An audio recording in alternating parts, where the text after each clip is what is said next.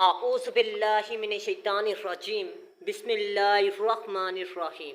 अस्सलामु अलैकुम dear students. अगर आप पीएमएस मिनिस्ट्रियल कोटा के इंग्लिश ऐसे की तैयारी कर रहे हैं तो यह वीडियो आप लोगों के लिए है। आज की वीडियो में मैं आपको पीएमएस मिनिस्ट्रियल कोटा के एग्ज़ाम की एक दिन में आपने तैयारी किस तरह करनी है और आउटलाइन में ऐसे की पॉइंट बताऊंगा जो भी ऐसे आ जाए आपने ये की पॉइंट उठा के लिखने हैं। सबसे पहले इंट्रोडक्शन है।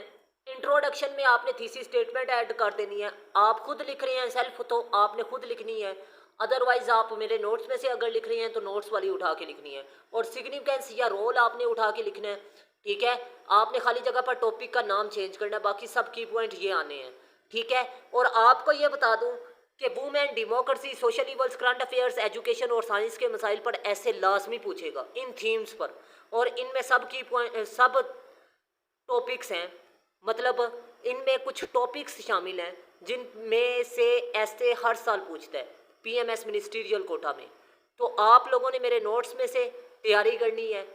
तो आप लोग मेरे नोट्स में से, आपको बता दूं, जो आउटलाइन में दिखा रहा हूँ उसी के मुताबिक बॉडी पैराग्राफ कनेक्टर्स की रोशनी में हर पैराग्राफ दूसरे पैराग्राफ के साथ जुड़ा हुआ है। फ्रेज फॉर्म में इंट्रो आपको बता दूं कि आउटलाइन है। और इसके अलावा आपको सिंपल सी बात बता दूं कि एक ऐसे आप तैयार करेंगे तो जो भी ऐसे आ जाए आपने वो उठा के लिख देना है, ठीक है। डिस्क्रिप्टिव ऐसे के लिए डिस्क्रिप्टिव ऐसे वसाइल पर होगा। वसाइल पर जब भी ऐसे आ जाए तो आपको पता है उसमें negative effects, causes and solutions आपने लिखने हैं। तो मैंने ऐसे की पॉइंट लिखे हैं, सब की पॉइंट जो भी ऐसे आ जाए वो रेलिवेंट हो, ठीक है। मतलब नेगेटिव इफेक्ट्स ऐसे लिखे हैं जो रेलिवेंट होंगे, सिग्निफिकेंस पर ऐसे पॉइंट लिखे हैं जो रेलिवेंट होंगे, कोजेस मैंने ऐसे लिखे हैं जो रेलिवेंट होंगे, सॉल्यूशंस मैंने ऐसे लिखे हैं जो मोस्ट रेलिवेंट होंगे जिस मर्जी एंगल से पूछे। और उनमें सब की पॉइंट ऐसे लिखे हैं कि जिस मर्जी एंगल से वो पूछे वो रेलिवेंट होंगे। और हर पैराग्राफ को, मतलब हर की पॉइंट को मैंने पैराग्राफ स्ट्रक्चर के मुताबिक लिखा है। अब ये देखें जी, आउटलाइन है, आउटलाइन के बाद ये इंट्रोडक्शन है और यही तकरीबन इंग्लिश में है।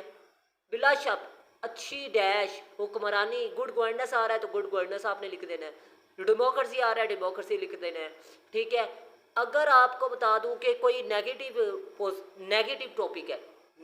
टॉपिक है तो आपने उसका उल्ट यहाँ पर लिखना है। अगर पॉजिटिव टॉपिक है तो फिर पॉजिटिव आपने लिखना है, ठीक है। कौमी इत्तेहाद आप लिख सकते हैं, नेशनल यूनाइटी वगैरह, ठीक है। मतलब आपने खाली जगह पर टॉपिक का नाम चेंज करना है, बाकी सारा का सारा पैराग्राफ वही होगा।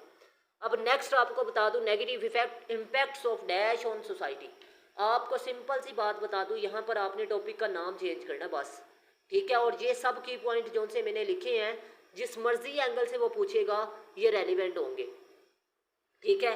तो अगर आप लोग मेरे नोट्स परचेज करना चाहते हैं या क्लासेस लेना चाहते हैं, आप लोगों को इंग्लिश ऐसे की कुछ बेसिक लेक्चर में आपको फ्राहम करूँगा कि आपने आउटलाइन किस तरह लिखनी है, इंट्रोडक्शन किस तरह लिखने हैं, ठीक है, और कैलकुलेशन किस तरह लिखना है, ठीक है। ये तकरीबन 10 लेक्चर आपने 20-20 मिनट के अटेंड करने हैं। और ये लेक्चर आप, ये नोट्स आप तैयार करके जाएं, आप लोगों को मैं गारंटी देता हूँ आपके 15 से 12 नंबर ईजीली आ जाएंगे, ठीक है, इंग्लिश ऐसे में और उर्दू ऐसे में भी, ठीक है। आप लोगों ने सिर्फ टॉपिक का नाम चेंज करना है, लेकिन शर्त ये है कि वे ये डिस्क्रिप्टिव ऐसे हो, आर्ग्यूमेंटेटिव ऐसे ना हो, और इसके अलावा लिटरेरी ऐसे ना हो। आर्ग्यूमेंटेटिव ऐसे हमेशा आर्ग्यूमेंट्स पर पूछता है, ठीक है। और इसमें अगर आपका और एग्जामिनर का पॉइंट ऑफ व्यू मैच ना हो तो वो फेल कर देता है। और लिटरेरी ऐसे में भी तकरीबन यही चीज़ें होती हैं।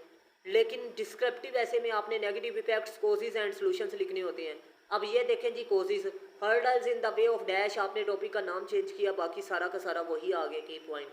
अब इसमें जो सब की पॉइंट मैंने लिखे हैं वो जिस मर्जी एंगल से पूछेगा रेलिवेंट होंगे। और ये याद रखिएगा, ये इंग्लिश में मैंने लिखे हैं, ठीक है, उर्दू में भी तकरीबन यही है। अगर आप लोग मेरे नोट्स परचेज करना चाहते हैं तो लाजमी तौर पर मेरे व्हाट्सअप नंबर पर रब्ता करें।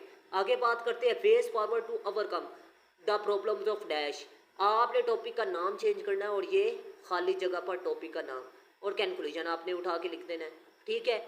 अब सिंपल सी बात है कि जब भी ऐसे मसाइल पर पूछेगा तो आपको सिंपल सी बात बता दूं कि इसमें आपने टॉपिक का नाम चेंज करके बाकी सारा का सारा वही ऐसे लिख देना है। और जिन पॉइंट का जिक्र आपने आउटलाइन में करना है, उन्हीं का जिक्र आपने कंक्लूजन में करना है। मतलब यहाँ पर मैंने 3 बताई हैं, 3 में से आपने 2 सब की पॉइंट बताने हैं, उन्हीं का जिक्र इंट्रो में, उन्हीं का जिक्र कंक्लूजन में, उन्हीं का जिक्र बॉडी में करना है।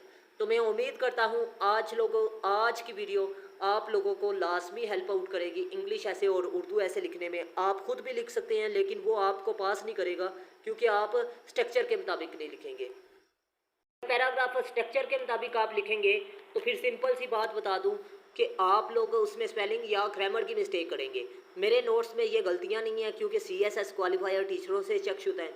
तो मैं उम्मीद करता हूं आप लोग मेरे नोट्स परचेज कर अच्छे तरीके से तैयारी करके लाजमी तौर पर पास होने के लिए कंटेक्ट करेंगे।